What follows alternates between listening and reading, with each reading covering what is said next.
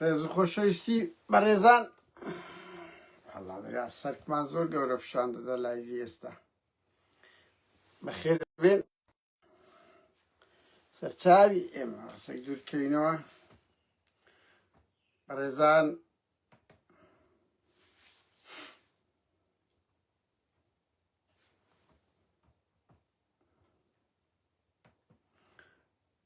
وەرن خەبەری باشم پێیە،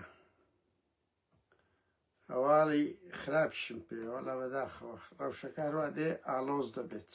ئالۆز دەبێت.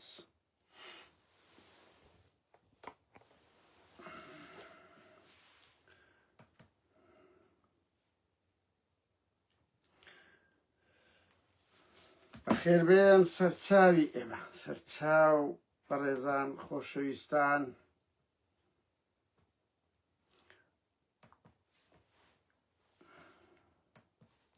هەر یەک دوو دەقا لایف وەکووە نیە، ئێستا بەڕێزەکی زۆر دێتە خات. ئەوزا ئەمە 10 دەقە چارێکێک هەوڵ دەدەین قسە بکەین. بەڕاستی هەر 10 دەقە چارێکێک وەرن سەرچاوی ئەمە. هەندێک هەواڵ هەبوو پێم خۆش بوو قسە و باسی لەسەر بکرێ. سەرچاو سەرچاو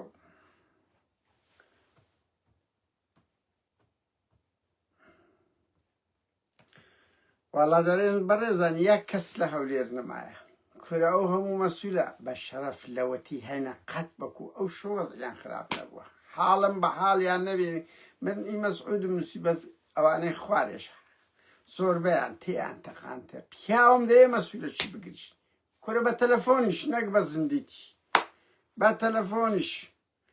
ئێ کاچی خۆم، ئێوە ئەزمونتان نییە، هەنی بە جدیمە سەرچاوی ئێمە. وەڵا برا تێیان تەقان، کەس برای کەس نییە. ئەینە نۆکوسەوە هەبوو بەعس، ئەمە لە قۆناغی بەعس دەژیانی بەڕێزان، لە قۆناغی بەعس کە دەیانگوت تەحەڕیە ئەوانەیە بوو تەحەڕیە براکەم، تەحەڕیە، وەڵا تەحەڕیە. ئارێ وەڵا حاڵم بە حاڵی نەکەر پارتیەکان، زۆرێک لە یەکێتیەکانیش بڕوان پێ بکەن، زۆرێک لە یەکێتیەکانیش وەزعیان زۆر شڕە، ینی ڕۆژ ڕۆژی سیخورە دووسەرەکانە. بەڕێزان بەخێر بێت قسە و باز دەکەین. ئیتر ئەندێک شتم ئەوە کردیە، یەک بازارێ لەسەر مەسەلەی موچەی هەندە شت باسکەین. ئەوە موچە ینی پارتی و حکوومەتی هەرێم و یەکێتی شتەگەریدایە هیچ درویان نما. وتیان محکەمەی فیدرالی چاوەڕێ دەکەین، وەڵا لەسەر قەزێت کە یەکلا بۆوە تۆ ئیستقالەیاندا. ئەو ڕۆکدا گوتیان نە ئەمری ویلایی هەیە و سەرۆکی دادگاکە پێی دەکرێ. وەڵا برا ئەویش فەوتە کابرا ئەویش ئیستقالەیدا. کۆبوونەوەی 4 سەرکردایەتێ سەرۆکاتێکە کرا، وەڵا هەرێم قەرزاریش بووە لۆس ڕیش سوسمێڵیشی لەسەردانا ئیجباریان کرد کە ئەوەی مەسرور بارزانی نامەی نادیەوە پێی بڕیاری دادگای فیدرالی بجوڵێنەوە. ئێ باشە ڕاستەکە، وەڵی فعلەن یعنی حکوومەتی عێراق دەڵێ ئێمە قبوڵمانە بە پێی بڕیاری دادگای فیدرالی، بەڵام وەرن کاکە ئەو بەندەی تێدایە ئەمە پارەکەی دەم بالمقابل ئەنگۆش دەبی تەوتین بکەن، ئەنگۆ دەبی داهاتی ناوەخۆ تەسلیم بکەن 150. پارتی یەکێتیش هەموو شەڕەکەیان لۆ هەندەیە بەو دزی و گزی و فزیە لە خۆیان بیبەنە سەرێ مەعاشەکەی بەغداش بێتن. بۆیە ئەوکو گرێ کۆرەی لێ هات، درۆیەکانیشان هەموو کەشف و هیچ درۆیت کردنەما. یعنی ئێستا چ دەرێن دەرێن حکوومەتی عێراق نادەکاکە بەندەکەیە کەوەی مەسعود بارزانی ئەوە کە پێی دەگوت دادگای فیدرالی، ئەو دووەم نامەیەکی سازش بزانە کە وەزعیان خراپ دەبیت، چۆن پەنا لە بۆ هەموو شتێک دەبن. ئەو نامەیەیانەی مەسروری لە بۆ محکەمەی سەورە هیچ کەمتر نیە لە نامەکەی مەسعودی لە بۆ جێش عێراق لە بۆ سەدامی نا لە سویەکی ئاب کە فریامانکەوە. ئەو نامەیەش نیمچەوای پێکرایە، نیمچەوای پێکرایە کە یانی بە پێی بڕیا نیمچە پاڕانەوەی ئەوانە لە زمانی هەڕەشە لە محکەمەی سەورە. ئێستا ئەو دووەم نامەیەکی مەسرور بارزانیە لە بۆ بپێچوانە حکوومەتی عێراق دەرێ فەرموو وەرن ئەمە جێبەجێ دەکەن، بەس بالمقابل تەوتین بکەن، بالمقابل 150 داهاتەکە بکەم. بۆیە پارتی نایە ئەو شتانە بکات، أو أزمك كان هنا حميد عزيزة دلي بغدا عقلي لدزت شو بس كاتشخم والله يبقى أما خمان لشويني هريك كدابنين كاتشخم أو باراغرافي حكومة العراق لما لا يا ساي دادجاي أو دادجاي فيدرالية الله أو تبي إجبار حكومة العراق متبدأ بالمقابل هريمش توطين كاتن وداحاتنا وخوش بداتن إيه لا تقرب الصلاة كدري وانتم السكارة نالي براكم نالي لو درو لقى خلق دكان بريزا من دمي وطان بيبلم بزد ديما بارتي ويتشتي هردو كان ناني موسى توطين كان ناني بافليشان اقناع كرت عند باريانو فردا او يجي يقنع بو درو زندرسو وسوداني ولتي او وزيري دارایی کاکا علی با دوائرك بيتنش لیستم بداتي أمن ديدمه إيه باشا يعني هذا لو بكلونك بزديمة خوتوش كابرات شجاي لو دائريك برون وزارتك دائريك علي بوم بيني أمن ديدمه بوم دي كسيا ناويرن لو لبري بارتيو جتي داني أو إخوان لو خوان بي أوين مدن موتسدان نادنا من نظام لدويني كوا لو دو روجي هزي حفتا ملازم عمر نظام عمر ناوكي مسألة بيشتوا هرشي لخلق كده يدري بالراب كان ليوا أوي هذا كان حفتا على يخوب شاندان بكا بس تناو خوب شاندان إزراعاتي لقل دكين إزراعاتي لقل دكين فشان لخلق هاوري أنو خبرين بلاهم كدو درونا ببروان بيبكا جموجول هي لناو هذا كان لأي بارتي شيء أو رملاكان شاد نخد كاكا زقرين ترى له باور خلق منالي برسيا أزانن بريزان أزانن يعني استعملنا نوان خانك تلفوني لو كرتم قلتي قادر يعني بيشان روجي لسليماني دو 3000 مان ناندف روجي بس 600 نافروشين خلق نك موبايل ناكري خلق نك شتومك ناكري باقشتي دالين خلق نان كم دكاتو لمال ديكا وش يكون لأنه هذا كان أمد الجان أما أزيل أبوين ببالك شفتي أجر رق دكراو أجر بيدكرا بريخ دكرا خواردن شكر نمابو فقصب مان دخوارت بطالي دخورا يعني لو برو أو سردمه در رام نامه بطاقتان كان بس أوز عكيه بارتي وشتي بار نادن زختيان لسنة بيت ترسج جوران لسنة بيت محالة بارتان بتني دلنيا بن حكومة العراق شنانيري حكومة العراق يكم جماعة سياسية استاكا اسمه لو تندي مثلا جماعة سياسية تدا هي بأنقص ناوي ده خلق را بريتنو لو بارتي يشتيش والراج ده بري خلق راج ده بري لبر يوكوتم زقو برسيبوني من دال خلق ببارتي يشتي ده هموش وحق الشانة كاك خلق يعني تاكنجي برقتان بقريسي بين صالة همو ملياردير يعني بروابك آرين مسرور بارزاني بروابكن بافل هر دوچان دتوانن هر يچ شش ماگموتي او خلقي بدن نك مسعود ومسرور اوانا بارياني بمليارياني كاجخم هر يو خلق شبر درايا ناجدن اوان وتدغن او اخوانا كسيان امادنين يعني كربرار رو او منصور بارزاني نوتي عين زاله عراقه 24 پیش مگی با کشته پارکی نوتاکی داد زیلو خوی ندادات حکومتی عراق ندادات حکومتی هرم لو خوی بابو اولای گرتیا يعني آرين لاش گرتیا پاول قباد لو خان اولای گرتیا برواب کن اوی بیر نکاتو انگویا بزلو ديكور دين او دكن لو خراب تردبي او بوش 55 روش موتتا نادن لم بلشوا باره هي او هم لسردمي عادل عبد المهدي او انا موتي حكومه العراق لو دي يخش عند الضز يخش ما نجي واضحه ديانشتي كاديا درو دكن كاج خم لا رانا برن بروابك خوتان رجنا خنا زختنا كان بارتها نادنه فشار اگر بفشار بدن او جا وضعك زور تيرا ها استعمل دي مسألة بس ديما وضع شر إسرائيل وإيران هر وعده تيجي بهيوان اوش پیدا بکری بهيوان اوش كقرصة بوي بريزان تاوري مكان مەسعود و پاڤل و ئەوانە هەموو درۆزن دەرچون دیتان کەس نازانێ مەسعود لە چێ پەنجەی هەردەشەقان کاچ خۆم ئەو پەنجە هەرشەقان دەرکەوتەوە شەمووی بە ئەو خەبەرە بدەم بڕوا بکە لە دوێنەکەوە بە منیان گوت دەبا بەیانی ڤیدیۆ بکەم شەمووی ئەحمەدکانی استقبالی ئیمتحانی بە کەوادیرەکانی هەولێرێک کردیە کە جیهانیان لە زمانی عەرەبی باشن لەبەر ئەحمەدکانی بەخۆی کۆن بەعسی بوو عەرەبیەکی باش دەزانیتن دەچێتی وەخت خۆی گوتیان داچی نازم لە ئیتحادی ساوانە وهەرحاڵ لەبەر ئەوەی هەموو سایە دەیان پەرلەمانتاریان نات بۆ بەغدا عەرەبی نەزانیە ئێستا ئیمتحانیان پێ دەکەن لە دراسات ئەوەی چنار سەعد بوو ئێستا کە ئەحمەدکانی لێیە ئیمتحانی پێکردینە چەندیان لە عەرەبی ناجێ بوونەوە هەندە شا ساقیت بوونە باشە یەکێک لەوانە با بڵێم لە بەخاتری ئەو برادەرەی زۆر داوای کرد مقدمە چی پاراستن ئەوەیە ئاسایشە دەرێ کاکەم 30 ساڵە لە ئاسایشم خزمەتم هەیە ئەوم خزمەتم کردیە ئەسمە دەرگوشی ئەمنی نەکردا کاندید مەسەن لە هەر شوێنەوە یەک کاندید بیچۆ کچەکەی خۆی کەس نەیدیتێ نەچتە ئیمتحانەکەش ناوی لۆزانە وەزانیان لێزانیان لۆزانە دەریشیان چۆن بە قۆپیە بە ئەحمەدکانی و بە ئەسمە دەرگوشی بەوە پارتی ئەوەیە هەڕەشەی کرد ئێستا کە هەر هیچی دیار نییە هیچ خۆخواتی عراق لەگەری نەرم بی نامەی بەراعەت دەنێرن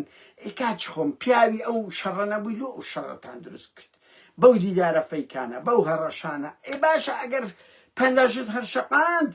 کە قبول نییە ئێدە بفەرموو ئێ کاچ خۆمەوە عێراق ناداتێ زاڵمە تا معامەرەیە ئیرە ئێ باشە دی بە خۆت پێ قاید نییە 6 ملیۆن 7 ملیۆن خەڵکت لە ملە دە بفەرموو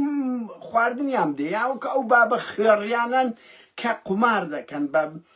ملک و ماڵی ئەو خەڵکەش ماڵێش دەچن دەبەن دەفرۆشن هەمووی بە قومار مخەدەر پارتی وچێتی لەو سنفەن بڕوا بکە هاوڕێیان کاتی ئەوەیە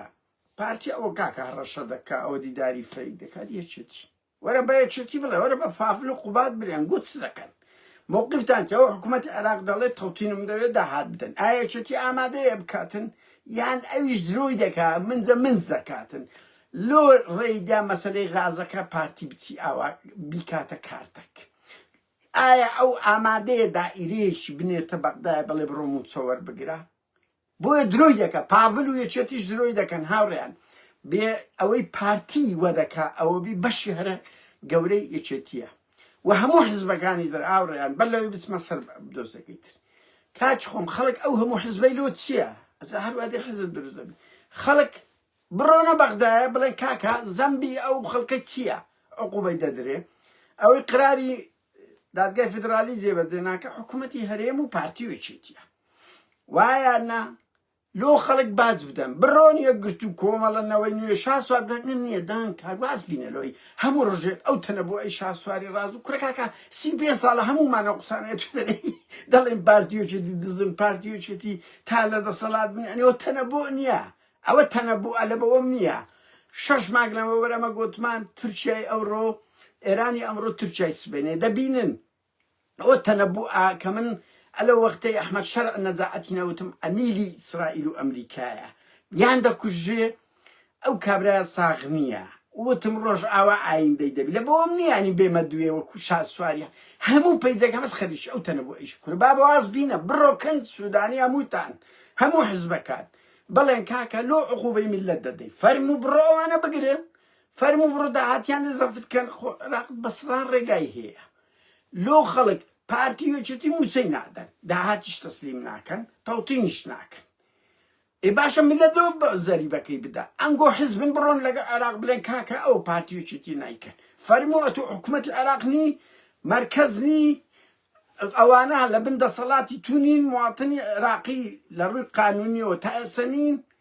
شتەکەت هەیە بڕۆ ئەمر قەبزی لە بۆ پارتیۆچێتی دەربینە 100 ڕێگایان هەیە لۆ زەریبەی میلەت دادەنێن ئەو حزبانە بچن لەگە حکوومەتی عێراق قسە بکەن بڵێن یاشو نازانمە قسە قوڕە مەسعود بارزانی 5-6 هەزار مەسئولی باڵا بە تەوتین مەعاش خۆیان وەرەگرن لە بەغدایان واسە خەریکی کاندیدن لۆ خەڵکی فەقیر ئەو ئەموچەی نەدرێتێ لەسەر چش لەسەر دزی فزی کاکە وەڵا عێراق قەدر ناکە بەجددیمە عێراق قەدر ناکە فەرمەوە قراری دادگای فدرالی بەداخەوە لەناو ئەوەیە الله بتوتين أو حكومة العراق جبارة متشبدة بالمقابل حكومة هريمش توتين بكاتنو متشبدة حكومة العراق هريمة نايدة بقربان أتودا تبي نيديو أمش بلين هر العراق أو ينح والله بوي أو حزبانا أجر هذا كان برونا بغداد بلين عقوبة خلق مدى أو بغداد دك بالشرفية بعد الديما ماني شغل أما شغل ضدي ده بيه همو راسه كان بوبي أيوب الرياضي ده جاي فيدرالي زي بديناك حكومة هريمة بارتيو تشتينا لسد زيش زي بديناك أنا بالرياضي بفرمو بياندنا دادجا أمر قبضيان لو درك لو نصر ريفراندوم أمر قبضستان لو بارتيو تشتي درك لو كوسر درك لو ديان بس لو استدرناك نصر أوي موتى قوتي خلق دكان لا ريفراندوم هارن بيرتانا لبو تسندين بربرس أمر قبض درتش حكومة العراق دروي دكا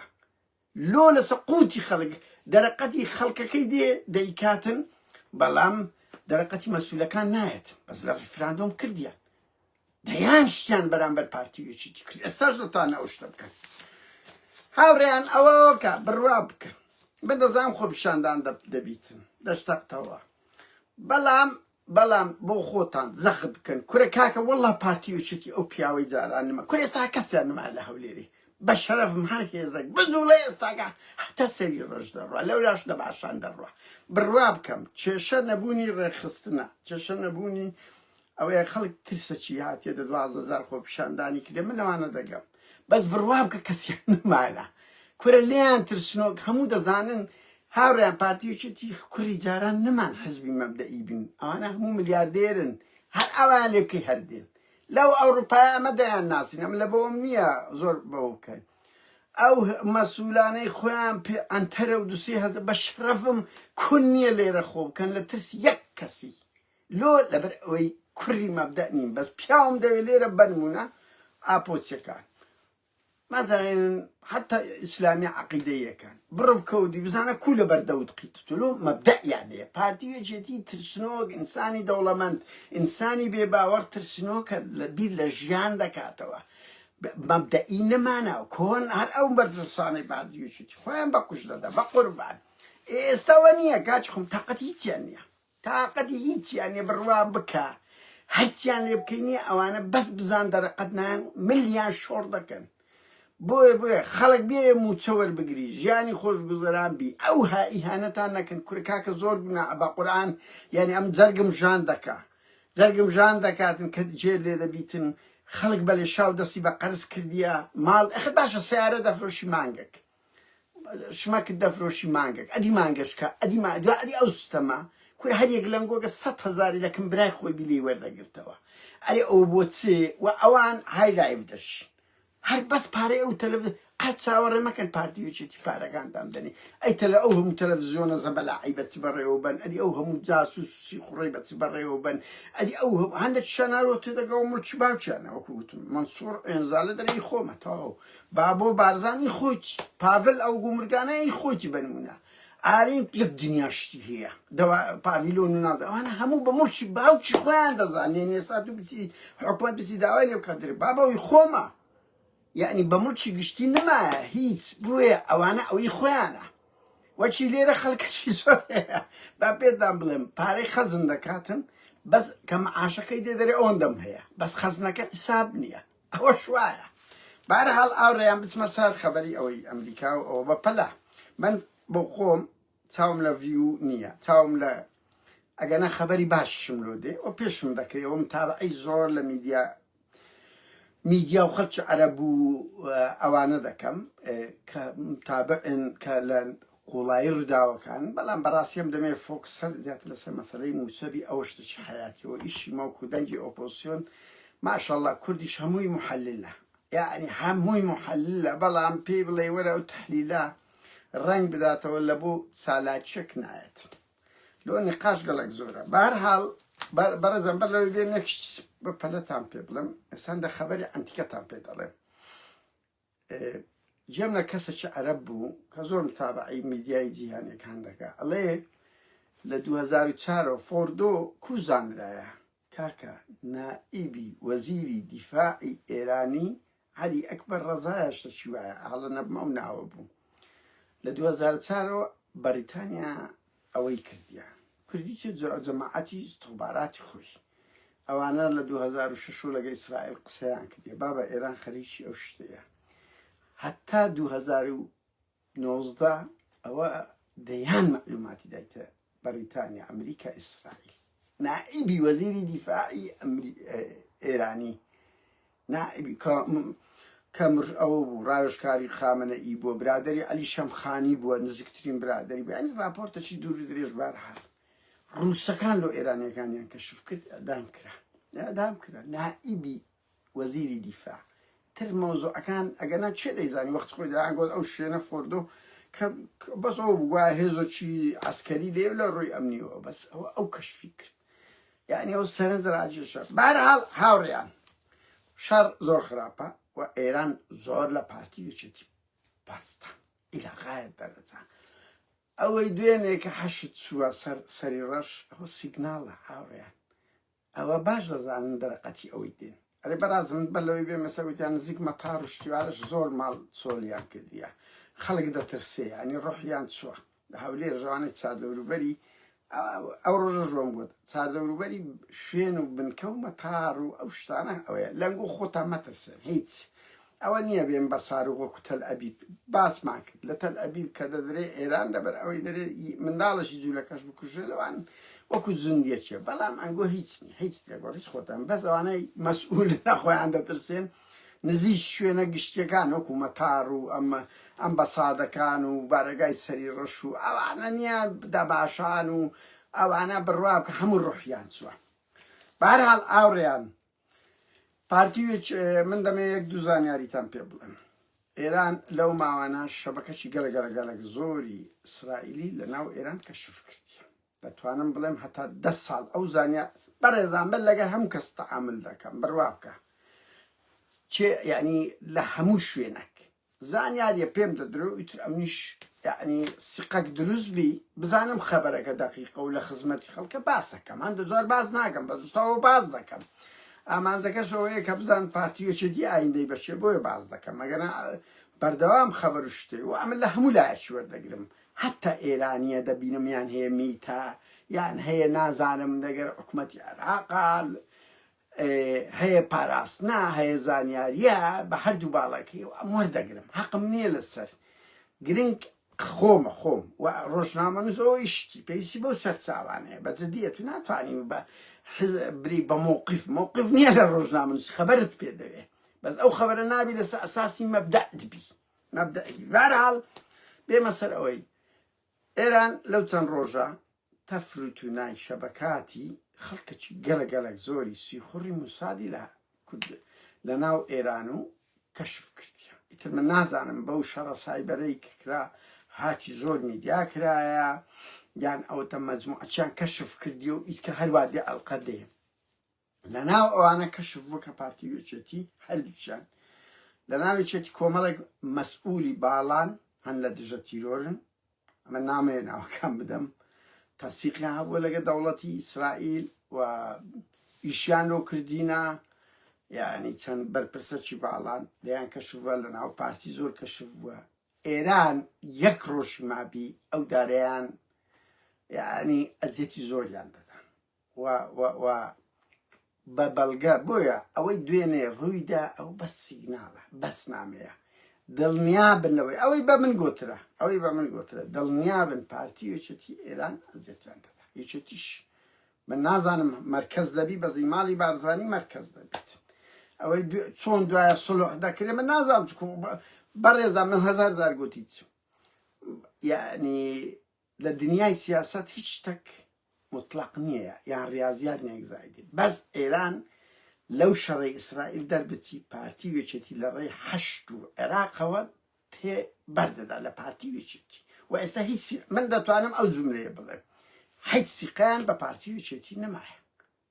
پارتی یەکێتیشە بڕوان پێ بکەن هەر ئەوەندە دەتوانم ناتوانم زیاتر بڵێم هیچ سیقیان ئێران بە یەکێتیش نمایە بە پارتیش نمایە ڕۆژانە ئەو هەموو درۆنە دێ ئەوە هەموو سیگناڵە بە دووری مەزان ڕۆژێک ئاوانیان ساروغەک بێتن بەسەری ڕەش بدە بە دووری مەزان شەوە خاستین بڵێن یەک لەو مەسوولە گەورانەی بنەماڵەی بارزانی کوشە يعني بس إيران إصلا لأزمة زور جورة ده بخطان ده بين شرش سخت أو لقى أمريكا أوروبا بيم وابي السيناريو لقى أمريكا لخوان مرة كتبونا ونوعك بيناتي زدي بيسكوب بيشتري عقاد على الكرابو وأمريكا تشي هي وتقاندي وزيادة تشي إعلان بس لقى إسرائيل شركان زور زدية وبوزان ياريتان بهندي خبرتان في بلم جگەلەوەی کە گوتم دەتوانم بڵێم ئەوەی بە منیان گوت سەتا پەنجای ئەندامانی موساد لە ئێران کەشفبوونە ئیتر بەشش لەو موسادانە کورتن وە کەشفیان کردیە و ئیسرائیل دەترسێ وەزع هێور بتەوە تحقیقات لەگەڵ هەزارانی کە دەکرێتن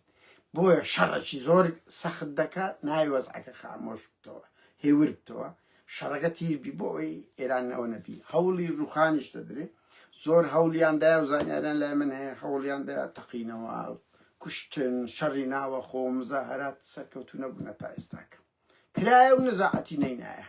بەس لە گژن کەس نازانی ینی ڕەنگی سبەینێ بڕوخێ ئینقلاب بکرێ ڕەنگی سبەینێ خامنەئی بکوژێ ینی هەموو شتانە واردە ئیسرائیل وەزعی ماندیە چەندە ئێران ماندیە ئیسرائیلیش ماندیە هاوڕێیان بڕوا بکە بڕوا بکەن من وەکو گوتم حەزم لەو شتانە نییە چکم وەکو گوتم دنیایەک محەلیل هەیە تەمەشای ئەو ساروغا ئێران ئەو ڕۆژە ئەو برادرێک لۆی نادم بڕوا بکەن سینیە هەر نییە ئەوە کەشیان لێ نەکردەوە ساروغ ئەوەی مێدن چینەشیان لێ نەکردەوە سین کۆ ئەمریکا دەعمی ئیسرائیل دەکە ئەوە دەعمیوی دەکاتن لە بۆ ئێرانی نادیە روسیا بای خۆی ئەوە دەبی ینی قوتبەش کەشەیە یارمەتی ئێران دەدا ناوێ بکەوی مەسەلەکەش هەر ئەوەیە ئەمریکا و ئیسرائیل و ئەوروپاش بەرەیەکن باز هەموو لا دەترسێن بە هەندێک لەو قسانم بکەین ئەمریکا و ئەوروپا زۆر دەترسێن تەجروبەی عێراق و ئەفغانستان دووبارە بکەنەوە ڕوخاندیان زەرەرێکی گەورەیان کرد خەڵکەشی زۆر کوژرا فەوزایەکی زۆر دروست بوو شکستێکی زۆر گەورە بوو لە بۆ هەردوو لایەن هیچ نەجاعەتیان پێ نەینا عراق بووە ئێران ئەفغانستان شەرات نانەوێ ئێرانشکە ئەوەبی بۆیە هەتا پێیان بکرێ بەڵام ئێستا ئیسرائیل ماندیە من پێم وایە هەوڵ دەدا ئیتر نەزاعەت دەینی نازانی هاوڕێیان سەعاتشکە ڕەنگی یاوچێشە بگۆڕێ ها ڕەنگی شەڕی گەورە دروستبی ڕەنگیشبی ئاشتی دروستبی کەس نەڵێ من زۆر کەس دەبینیم فشە دەکا کورە برارڕۆ ترامپ و پۆتین ناتوانن بڵێن کاکە ئەو شەڕە لەو خەتەی دەستە ئەو خەتەی کەسێ لە کوردستان لەجێ خۆی تەحلیل دەکا دەڵێ وای لێدی کوور کاچی خۆم بە قوربان ئەوە شەڕی زلێزەکانە بە دووری مەزان جەنجی جیهانی سێم هەربستی بە دیمە یعنی ئەوەی بە دووریش مەزان سبەینی ئاشتیوی وەزعەکان هەموو هێور بتەوە بەهەرحاڵ هاوڕێیان بۆیە ڕەوشەکە زۆر خراپە شەڕ درێژەی پێدەچی ئیسرائیل ناوی وەزعەکەی هێور بکاتەوە دەیوێت فۆکسێکی زۆر لە ئێران بکە ئینقلاب بکە مزاهرات بکە ئەو شتانە لە بەسەری بۆی وەزعەکەی هێور نەبتەوە ئەو زانیاری بەمە گوترایە مەسەلەی استخباراتی ئیسرائیل لە ناو ئێران بەلای کەم لە 5 ساڵ لە بۆ هەتا 10 ساڵ گوتیان پاشە کشەی پێکرایە بە سەدان بەرپرسی موساد کەشف کرایە و ئەگەر وەزعەکەی هێور بتەوە تحقیق لەگە زۆری کە دەکرێت چکو خەڵکێکی گەلەگەلەگەلێک زۆر لە ناو ئاستی هەرە باڵەوەکو گوتم ئەوە نایە من بە سوودفە جێم لە فڕۆکی عەرەب بوو دەبێت نائیبی وەزیری دیفاعی ئێرانی کە یەکێک لە قاعیدە گەورەکانی پاسداران بۆ ڕایۆژکاری خامنەئی وە سی خورد دەرچوو داخۆ چەندی کە دەرچوو داخۆ چەند مەسئولی ئەوزا و عەرەبە دەگوت داخۆ چەند وەزیر دیفاع و ئەوانەی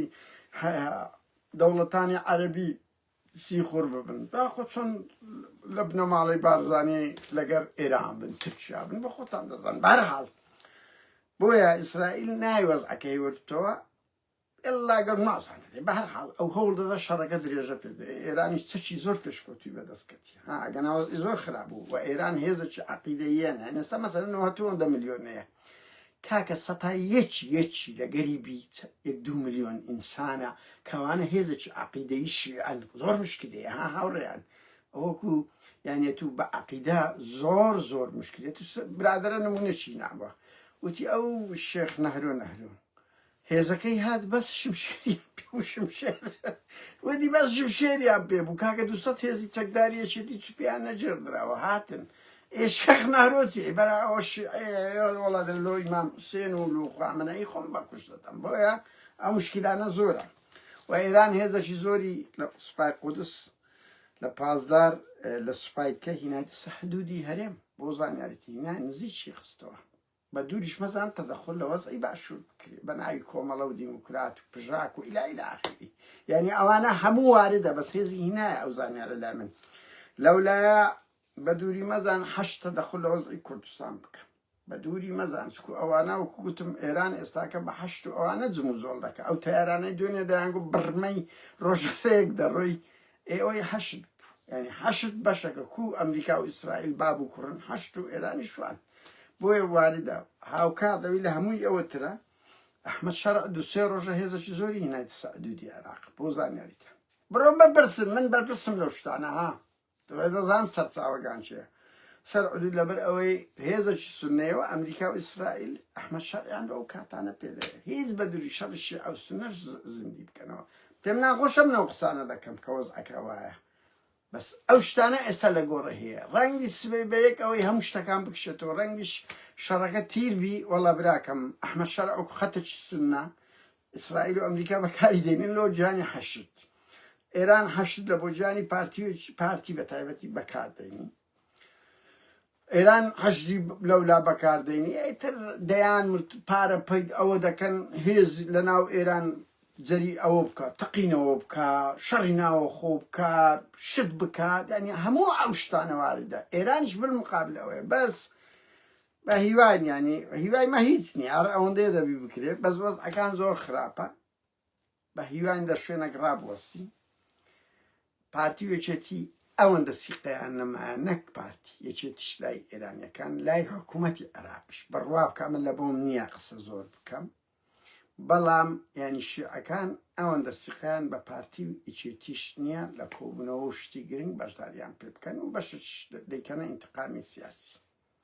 هاوڕێیان من ئەو زانیاریانەم لابوو بیستم پێتان بڵێم بە هیوان ینی جەنگ ماڵوێرانکەرە و زۆر خەتەرە و ئیسرائیل دەوڵەتێکی منزڕ و پرۆژەی هەیە لەگە ئەمریکا و ئەوروپا بەرەشکەش هەیە ئێرانیش دەرکەوت ینی بەڕاستی ئەمە چاوەڕێ هەموو لایەک دەیگوت ئێران ڕۆژی یەکەم وەکو زەر بە قازیەک لێ بدرێ وەکوم لە ملاکەمە هەیە کە هەر ناستەوە دەگاتە هەیەک دوو سێ هەتا نۆی دەڕوە کاکە لە دەی هەستاوە چاک بابەی بەجددیمە ینی ئەوەی بە ئێران کرا بەشت شوێ هێزە چ قسێک عەقیدەیینە و مەسەلەی فارسیش تێکەڵ کرا زۆر شتە بە هەر حاڵ وەزعەکان تیر ئەوە بووە و چین و ئەوانەش نانەوێ هەموو پرۆژەکانی ئەمریکا و ئەوروپا ئیتر تورکیایە کورە پاکستانە ئیتر یەک دنیا دەوڵەت شلۆمان بینێنە هەردوو ئای بکەن کورتگوتەنی نەفتە جەنگی جیهانی سێم هەروە دێ وەزعەکانی تیر دەبی سوپاسی ئەو کاتتان دەکەم کە وەختی خۆتان دەدەن بە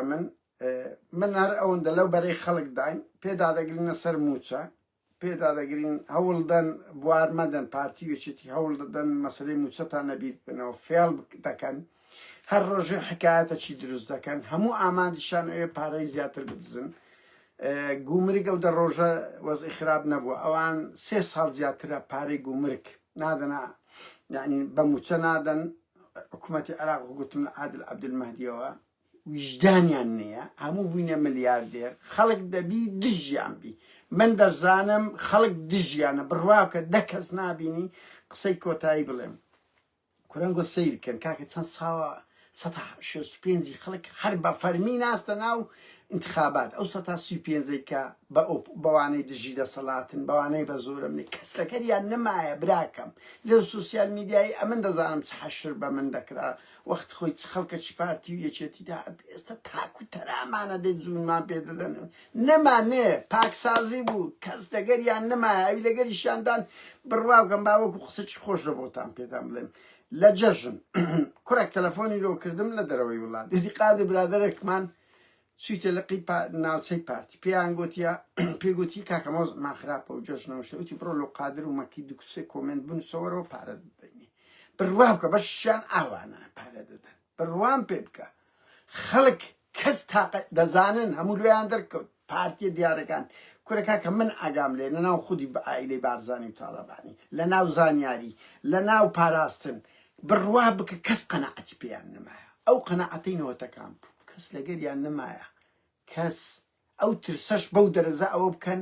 ئاوا برسی دەبن